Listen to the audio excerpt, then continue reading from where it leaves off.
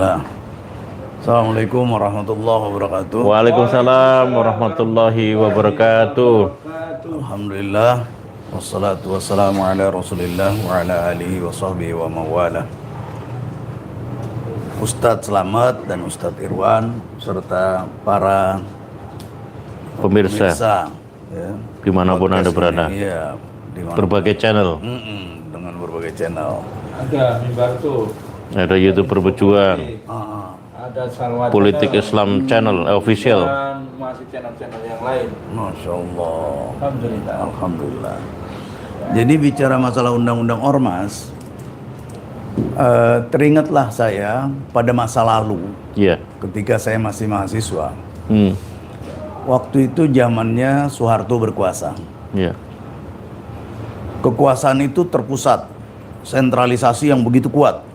Jadi desentralisasi itu bukan keharusan, tapi hadiah. Nah, jadi bagaimana kuatnya pemerintahan Soeharto waktu itu, Iya. tiba-tiba dia ingin membuat bukan apa ya, dalam pemikiran orang yang tidak mengerti demokrasi gitu, dia nggak suka sama perbedaan. Iya. Perbedaan itu melahirkan perpecahan. Perpecahan itu membuat kekacauan. Jadi nggak boleh ada oposisi, nggak boleh ada yang membangkang, harus satu suara. Ya, kita bersatu, unitas, kemudian diubah jadi uniformitas. Uniformitas. Uniform itu kan keseragaman, supaya seragam. Nah, jadi itulah yang dituangkan oleh undang-undang keormasan dulu, ya, pada zamannya Soeharto. Apa yang dikembangkan waktu itu? Yang dikembangkan ialah bahwa Pancasila itu di atas segalanya, gitu. Atau dihadap-hadapkan dengan agama. Jadi pokoknya Anda mau organisasi apapun, berdasarkan isme, berdasarkan agama, dan berdasarkan lain-lain, azasnya harus satu. Azas tunggal Pancasila. Ya. Zaman Soeharto. Zaman Soeharto. Jadi siapa yang tidak mau, pemimpin organisasi itu ditangkap, diinterogasi. Nah, dimulailah dari HMI, terus baru yang kelompok Cipayung itu, di lokomotifnya HMI, baru PMII, GMNI, PMKRI, GMKI harus ikut setelah HMI. Nah, rupanya ini juga yang ingin diterapkan sekarang. Setelah Soeharto lengser, kan masalah uniformitas itu nggak ada. Karena reformasi itu memberi hadiah kepada masyarakat luas akan kebebasan bersuara. Sesuai dengan pasal 28 Undang-Undang Dasar 1945 yang original gitu, yang asli. Kebebasan berkumpul, berserikat, mengeluarkan pendapat baik lisan maupun tulisan dan seterusnya diatur dengan undang-undang. Tapi undang-undangnya diarahkan untuk hanya Pancasila. Kalau nanti undang-undangnya diarahkan agar bagaimana bisa taat tunduk patuh pada penguasa, itu aja intinya. Nah, jadi misalnya ini kayaknya bertentangan dengan kewenangan yang ada pada penguasa. Itu coba HTI dibubarin. Coba itu FPI dibubarin. Jadi bukan berdasarkan dia salahnya di mana. Enggak, pokoknya saya nggak suka itu. HTI bersuara tentang khilafah. Itu bubarin. Nah, kami dari Khilafatul Muslimin juga bersuara tentang khilafah. Pemimpin kami terus ditangkap, dieksekusi, dikriminalisasi, dianggap menyebarkan ajaran faham tentang khilafah yang bertentangan dengan Pancasila. Nah, ini kan juga sebetulnya bahaya bagi kehidupan semangat organisasi masyarakat, semangat kehidupan bernegara, berdemokrasi, berkumpul, dan bertentangan dengan konstitusi. Karena nggak memberi kebebasan kepada masyarakat, kepada organisasi apapun untuk mengembangkan dirinya sesuai dengan konstitusi itu. Kebebasan berserikat, berkumpul, mengeluarkan pendapat itu. Nah, setelah saya telusuri dari mana ini datangnya, balik lagi, kalau dulu orang Mm-mm. fanatik terhadap Islam, dia mengerjakan ajaran Islam disebutnya fanatik. Fanatik itu intoleran dan seterusnya dan seterusnya. Itu rumus-rumus Islamofobia tuh. Iya. Kalau Anda sholat terus nggak mau ngucapin Natal, terus ini terus itu sama dengan Anda tidak suka dengan agama lain, Anda fanatik, Ya. intoleran dan seterusnya. Itu. Dan sekarang rumusnya sama lagi.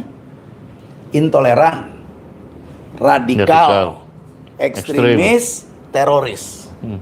Ini kan rumus Islamofobia yang dulu, Ya. tapi diperbaharui. Sekarang namanya moderasi agama. Kan kesannya bagus kan? Ini konsepnya siapa? Konsepnya Yahudi. Bagaimana membenci Islam, membenci umat Islam, bahwa umat Islam itu tidak mau toleran dan sebagainya. Ketika ditanya tolerannya itu seperti apa sih? Nah, nggak bisa. Nah, teringatlah saya dulu bagaimana orang-orang Islam yang nggak dekat sama iman Islamnya. Iya. Di Albania, Ya. dia Natal ikut Natal, saudara-saudara Sejauh itu ya? Sejauh itu. Penyimpangannya. Itu toleran baru katanya.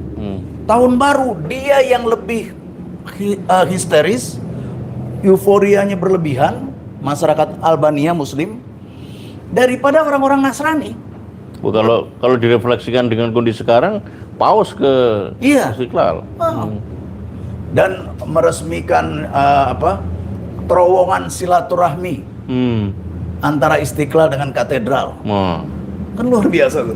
Jadi hal-hal yang kayak gitu yang menurut saya ini Islamofobia model baru. Namanya moderasi agama, tapi poinnya sama. Dia fanatik, nanti akan muncul intoleran, terus radikal, ekstremis, teroris. Waktu itu dialog sama saya juga pernah ungkapkan barangkali. Direktur bagian pencegahan apa kalau nggak salah, apa deradikalisasi. Pak Muhammad siapa saya lupa. Badan Nasional Penanggulangan Terorisme, Ya, BNPT. Badan Nasional Penanggulangan Terorisme.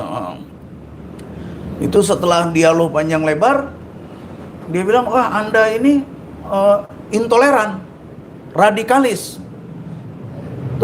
Terus apa lagi? Teroris, saya bilang. Terus dia bilang, enggak gitu. Gini, Bapak kan orang BNPT, Badan Nasional Penanggulangan Teroris.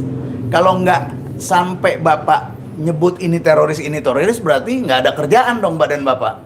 Namanya Badan Nasional Penanggulangan Teroris. Kalau Bapak nggak ngecam ini teroris, itu teroris, nggak ada kerjaan. Jadi saya paham bahwa kerjaan Bapak itu mengecam ini teroris, itu teroris dalam rangka memberi porsi kerjaan buat lembaga Bapak. Itu oke.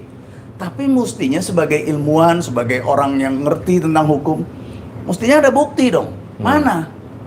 Akhirnya itu diralat sama dia. Yo, saya tahu Khilafatul Muslimin bukan teroris.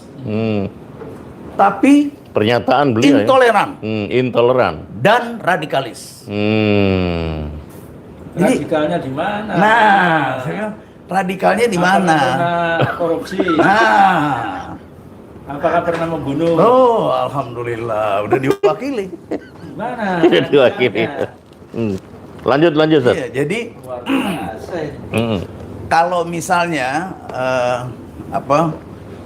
kita nggak ngikutin irama mereka, mereka akan terus begitu.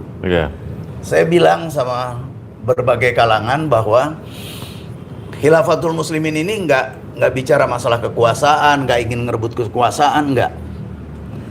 Tapi kita juga ngerti bahwa kekuasaan itu nggak boleh digunakan semena-mena, sewenang-wenang. Itu jangankan bicara masalah Islam, bicara masalah demokrasi aja. Demokrasi itu ada poin pentingnya, yaitu check and balances. Bagaimana orang meneliti satu keadaan dan memberi keseimbangan di antara mereka yang melakukan menyelenggarakan pemerintahan negara. Pihak-pihak yang berkuasa yang diberi wewenang untuk itu. Jadi nggak bisa semena-mena. Lah sekarang semena-mena. Udah semaunya aja. Kalau misalnya saya sebagai orang yang sedikit banyak Allah kasih ngerti tentang hukum. Kalau saya tahu dan saya punya kewenangan untuk menginterogasi, saya interogasi pertama kali ketika Presiden Jokowi ngomong dikit-dikit peraturan, dikit-dikit peraturan. Emang ini negara peraturan? Itu orang kayak gitu bisa ditangkap itu. Kalau menurut konstitusi. Karena konstitusi kita kan bilang bahwa Indonesia adalah negara hukum. Dan dijalankan berdasarkan Undang-Undang Dasar. Iya.